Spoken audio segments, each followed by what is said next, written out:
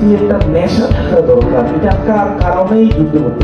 এই যে টাকা নাই বলে বলে যে আমি উপরের হাতকে পছন্দ করি, উপরের হাতটা আমার হাত হোক, ওখান থেকে মাইন্ডসেট চেঞ্জ হয়ে যেত।